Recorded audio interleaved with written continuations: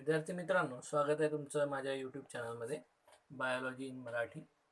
आजच्या व्हिडिओमध्ये आपण reproduction in lower and higher plants या चॅप्टरमधील मुद्दा क्रमांक 1.9 डबल फर्टिलायझेशन हा समजावून घेणार आहोत.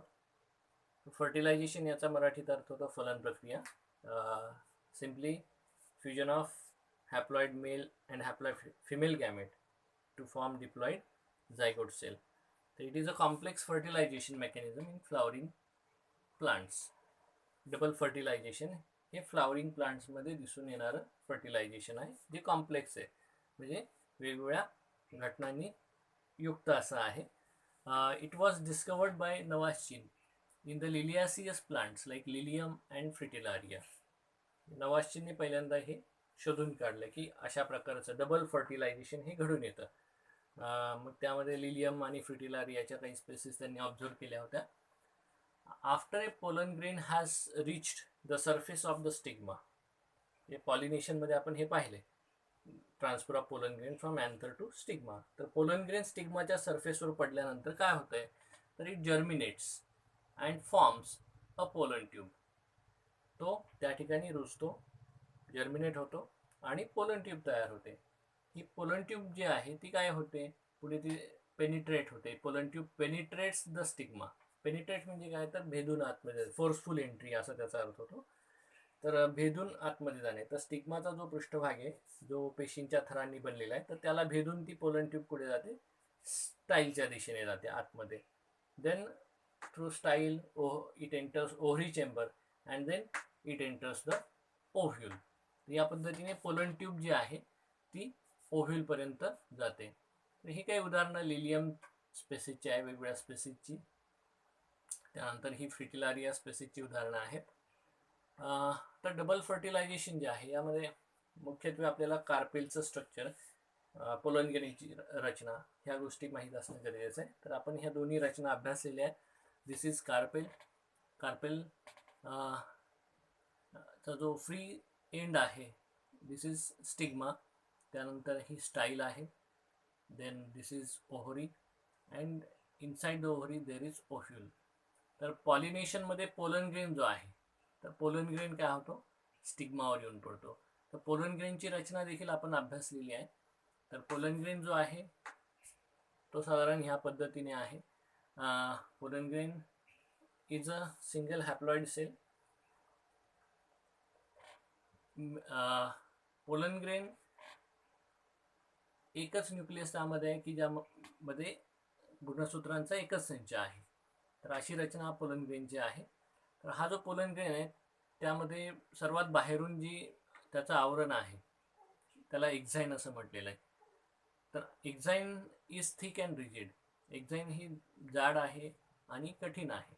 तर एखादी सेल आपण पाण्यामध्ये जर ठेवली किंवा वॉटरी सबस्टन्सवर जर ती सबस्टन्समध्ये ठेवली तर ती ते ॲब्सॉर्ब करते आणि तिचा आकार वाढतो. परंतु इथे एक्झाईनमुळे ह्या सेलचा आकार वाढू शकत नाही. परंतु ह्या एक्झाईनवर जर्म पोअर्स आहेत, ही छोटी छोटी ओपनिंग्स आहेत. तर आतली जी वॉल आहे इंटाईन, तर ही इंटाईन जी आहे ती मात्र ताणली जाऊ शकते आफ्टर ॲब्सॉर्बिंग वॉटरी सबस्टन्स. आणि त्यामुळे ही ताणली गेलेली जी इंटाईन आहे ती ह्या जर्म पोअरमधून बाहेर येते आणि त्यामुळे पोलन ट्यूब फॉर्म होऊ शकते. This is nucleus of pollen grain, then cytoplasm and germ pore. तर ही अशी रचना पोलन ग्रेनची आहे, ही आपण अभ्यासलेली आहे. पुढे हे जे न्यूक्लियस आहे पोलन ग्रेनचं, तर त्याचं डिव्हिजन होतं. It divides mitotically to form 2 haploid nuclei. आता ही जी काही प्रक्रिया आहे ती it either happens before pollination inside the pollen sac और after pollination on the stigma during germination. तर बऱ्याचशा अँजिओस्पर्म्समध्ये हे डिव्हिजन अगोदरच होतं, ज्यावेळेला पोलन ग्रेन जे आहे ते पोलन सॅकमध्येच असतात. The 2 nuclei formed, out of which one act as a vegetative nucleus or it is also termed as tube nucleus.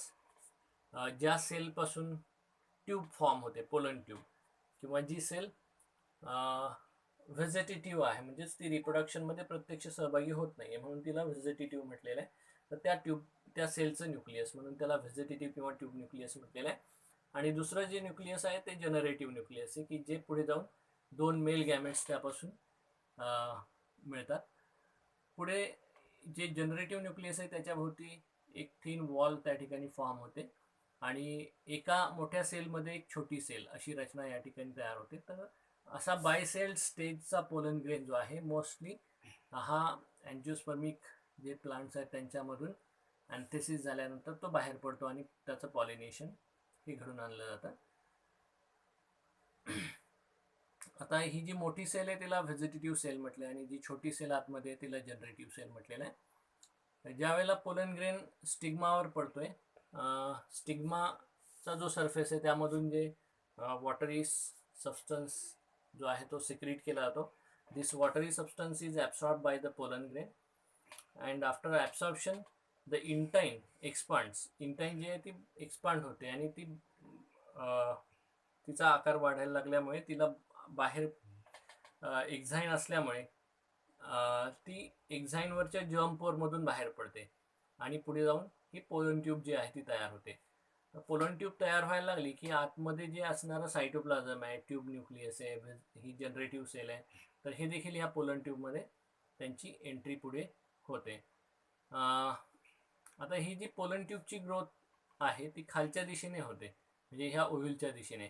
तर this growth of pollen tube is guided by the chemicals which are secreted by the synergids. Synergid काय आहेत हे आपण बघितलेलं आहे. Ovule जे आहे त्याच्यामध्ये जे एग ॲपरेटस आहे त्यामध्ये एगच्या बाजूने 2 सेल्स ज्या आहेत ज्या सिनर्जिड्स आहेत, तर त्या सिनर्जिडकडून जे केमिकल सिक्रेट केलं जातं तो एक रासायनिक संदेश हा ह्या पोलन ट्यूबसाठी त्या ठिकाणी पाठवला जातो आणि त्या दिशेने पोलन ट्यूबची ग्रोथ ही होत असते.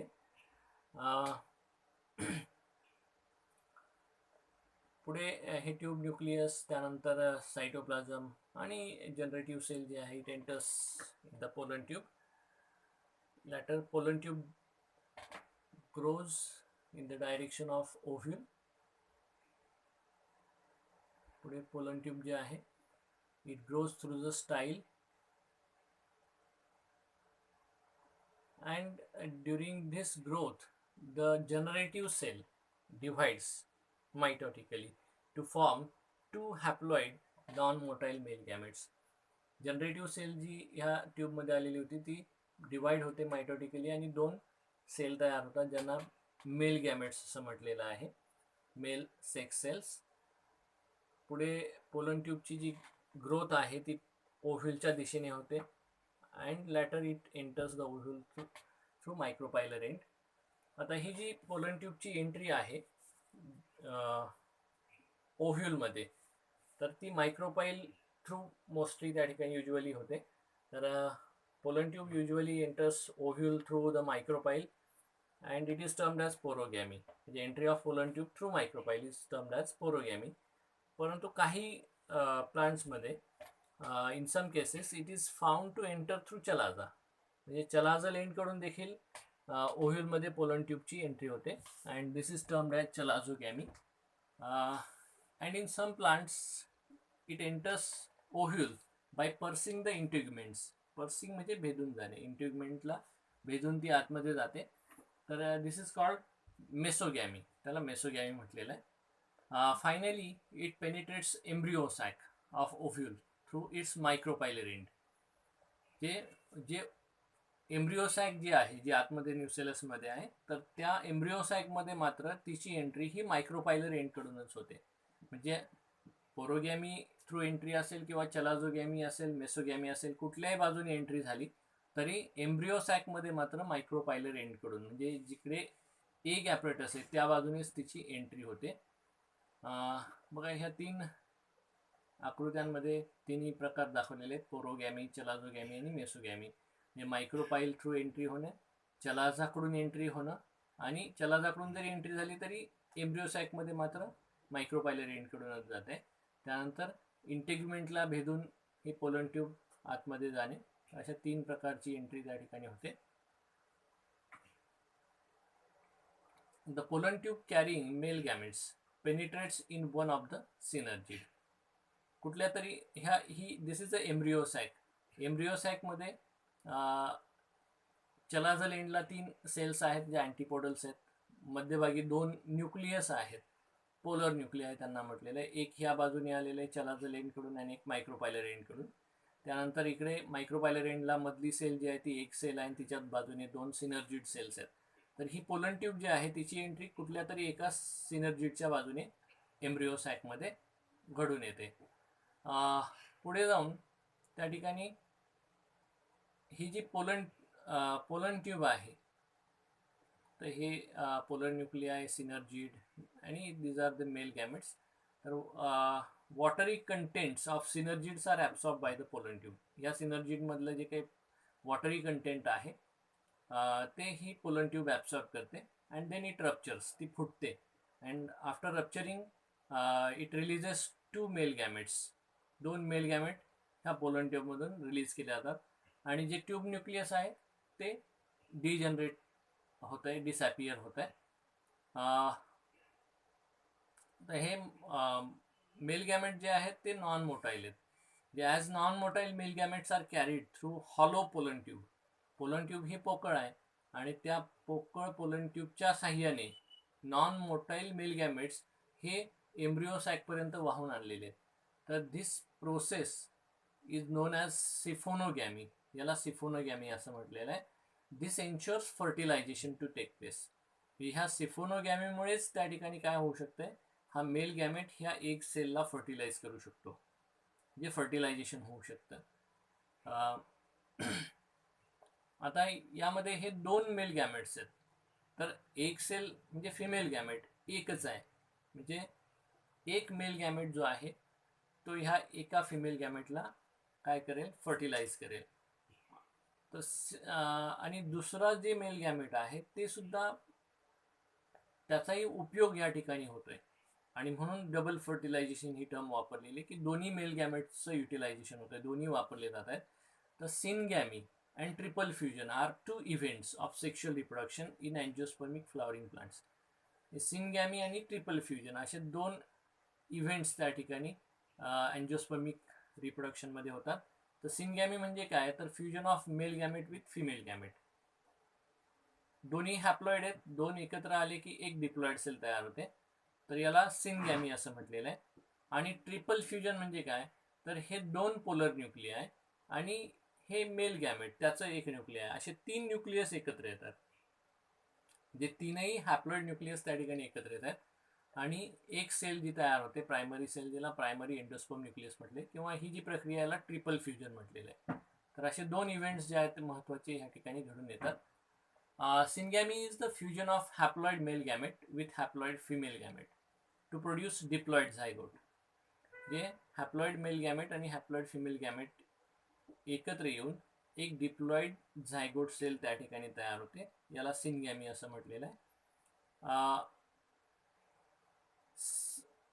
This is the first male gamete which fuses with the egg cell and this is second male gamete which fuses with this secondary nucleus. आता या अगोदर काय होतं की हे फ्युजन होण्याच्या आधी इथे हे 2 पोलर न्यूक्लियाय होते, परंतु हे मेल गॅमेट यांच्याबरोबर एकत्र येताना त्याच्या अगोदरच just before this fusion this 2 polar nuclei unite to form secondary nucleus. हे 2 त्या ठिकाणी एकत्र येतात आणि नंतर ते ह्या सेलबरोबर फ्यूज होत आहेत किंवा त्या सेलच्या न्यूक्लियस बरोबर एकत्र येतात. In triple fusion, second haploid male gamete fuses with the diploid secondary nucleus, producing primary endosperm nucleus. जे हे सेकंडरी न्यूक्लियस जे आहे ते ह्या हॅप्लॉइड मेल गॅमेट बरोबर एकत्र येतात आणि त्यामुळे जी सेल तयार होते सुरुवातीची तिला प्रायमरी एंडोस्पर्म न्यूक्लियस असं म्हटलेलं आहे. That develop into triploid endosperm. जे प्रायमरी एंडोस्पर्म न्यूक्लियस जे आहे ते पुढे जाऊन त्याचं डिव्हिजन होतं त्या सेलचं आणि मोठ्या प्रमाणात त्या ठिकाणी एंडोस्पर्म एक टिश्यू फॉर्म होते, पेशींची संख्या वाढते आणि ऊती तयार होते ज्याला एंडोस्पर्म म्हटलेलं आहे आणि ती न्यूट्रिटिव्ह टिश्यू आहे. ह्या जे काही हे ऊसपोर, आता झायगोट सेल जी तयार झाली किंवा ऊसपोर तयार झाली त्यापासून जो एम्ब्रिओ विकसित होणार आहे त्याचं पोषण प्रायमरी एंडोस्पर्मपासून तयार होणारा जो काही एंडोस्पर्म आहे तो घडून आणतो. The zygote develops into an embryo. पुढे जाऊन झायगोट एम्ब्रिओ म्हणून विकसित होतो. And primary endosperm nucleus develop into endosperm.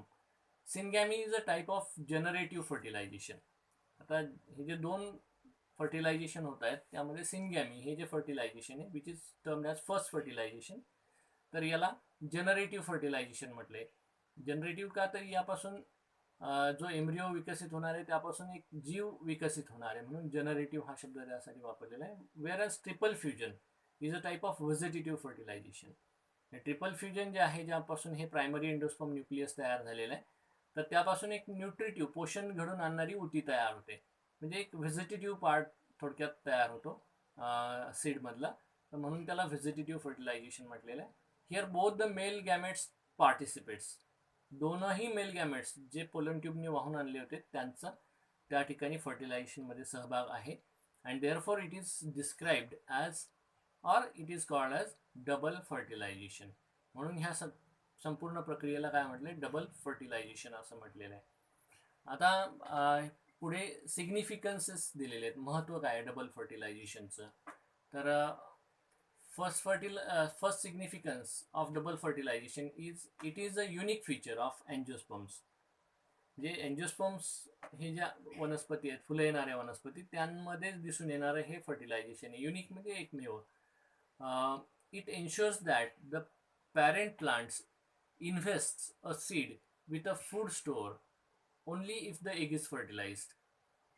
Fertilisation जर झालं तरच ओव्ह्यूल जे आहे त्याचं बियामध्ये रूपांतरण होतं किंवा ते बी म्हणून विकसित होतं आणि मग ते जे बी आहे तर त्या बियामध्ये एक एम्ब्रिओ विकसित होतो आणि त्या एम्ब्रिओचं पोषण घडून आणण्यासाठी त्या ठिकाणी अन्न साठवून ठेवणारी जी ऊती आहे एंडोस्पर्म, तर तोही विकसित होतो.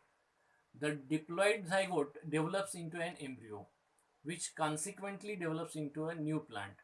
जे झायगोट सेल सिनगॅमीमुळे तयार झालेली आहे तर ती पुढे जाऊन त्यापासून एक एम्ब्रिओ, एक गर्भ विकसित होतो की जो पुढे एक नवीन वनस्पती म्हणून विकसित होतो. The triploid primary endosperm nucleus develops into nutritive endosperm tissue. जे ट्रिपल फ्युजनमध्ये जे प्रायमरी एंडोस्पर्म न्यूक्लियस तयार झालंय तर त्यामुळे एक न्यूट्रिटिव्ह म्हणजे पोषण घडून आणणारी एंडोस्पर्म टिश्यू विकसित होते जी एम्ब्रिओचं पोषण घडून आणते.